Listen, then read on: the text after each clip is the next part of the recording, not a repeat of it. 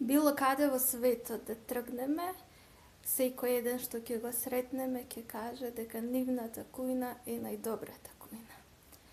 Па, тргнувајќи од тоа, и македонската е една од најдобрите кујни. Јас сум Сашка. Сега ќе ве пренесам во детството, моето детство.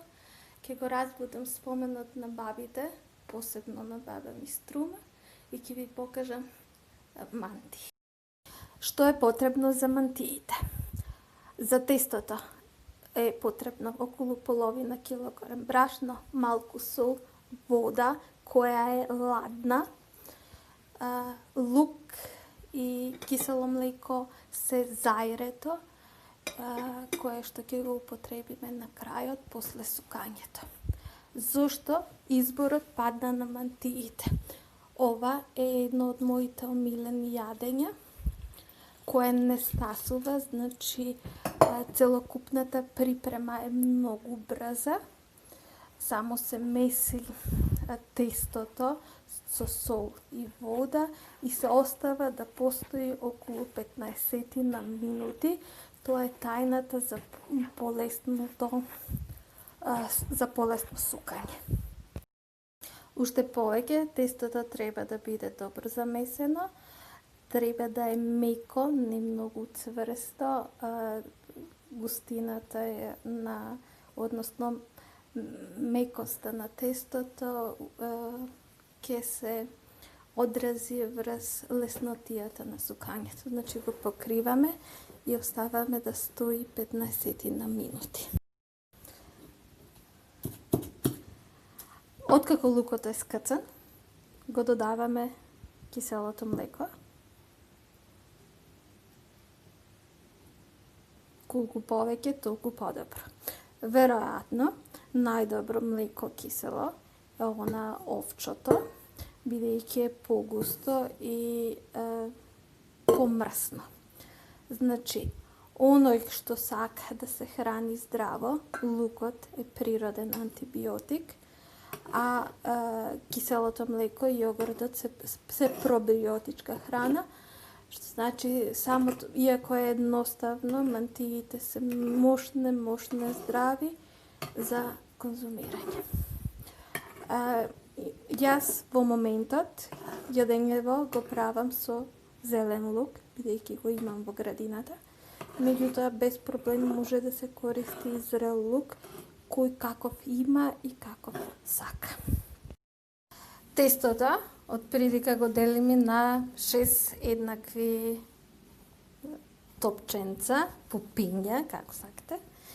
Ги покриваме повторно за да не фанат кора, ги тргаме на страна. Оставаме само на средината на масата, го оставаме она кое ќе биде сукано, останатите ги покриваме. Сега веќе е редно да викнам помош за некој да снима. Процес на сукање. Става се брашно, убаво се набрашнува целата површина и се употребува скалката. Прво постепено да се развлече тестото, а потоа ќе почне да се випка на сукачот.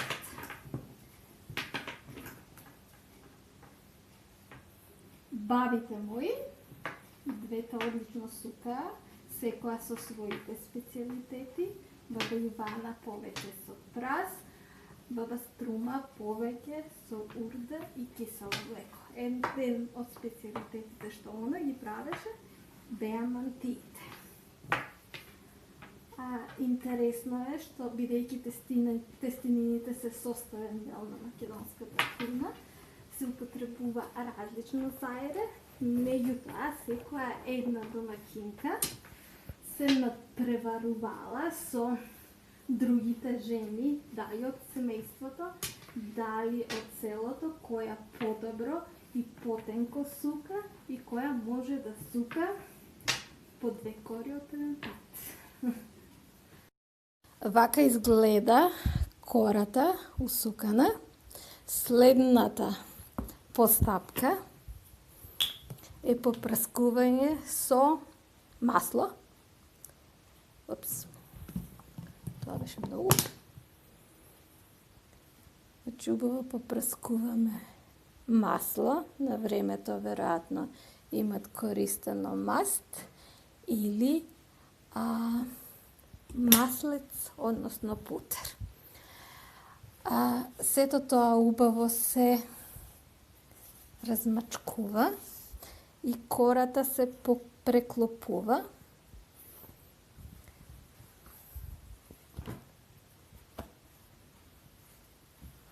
Повторно се прска со зетин.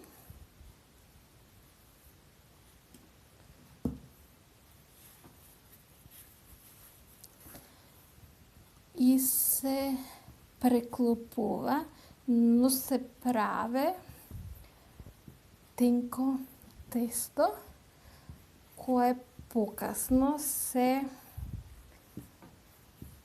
сече на перничиња. Прилика таа е дебелината, значи целосно го преклопуваме. Земаме плек, ги сечеме перничињата.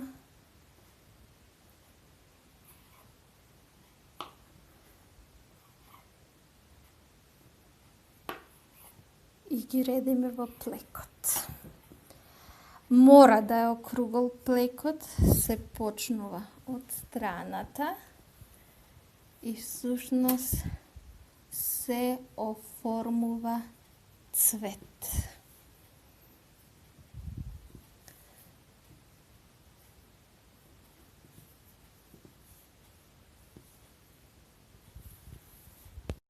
Вака изгледаат мантиите завршени, значи формата е цвет и ова сега ќе оди на печење на 200 степени.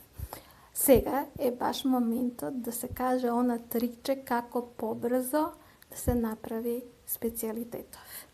За сите оние домакинки и домакини кои сакаат да го приготват сега или почесто да го вклучат во својата исхрана, многу едноставно, не мора да се сука, може да се тркне до продавница, да се земат кори и само да се спрема зајрето. Значи, го ставаме зајрето целосно и сето ова повторно оде на печење. Па ќе видите како изгледа крајниот резултат. Моите мантии се наполно готови, испечени. Од здола е тестото празно, од згоре се покриени со зајрето, кисело млеко и лук. Значи, зборот манта означува нешто со што некое друго нешто се целосно покрива. Ако мантата кај женската носија ги покрива градите, мантијата целосно телото кај поповите, односно свештениците. Во случајот кај мантиите, перничињата се целосно покриени со кисело млеко и лук. Зборот не е турски, напротив, македонски, од таму го имаат, од кај нас го имаат и преземено. Интересно е што се има пренесено во целиот свет преку латинскиот јазик, па го среќаваме и во францускиот, и во англискиот јазик. И само како податок, мантел е средишниот дел на планетата Земја, оној дел од камен и мраз со кој се покрива течното јадро. Мантиите се јадат со кисело млеко. Ние го јадеме како главно јадење, меѓутоа може да се користи како предјадење.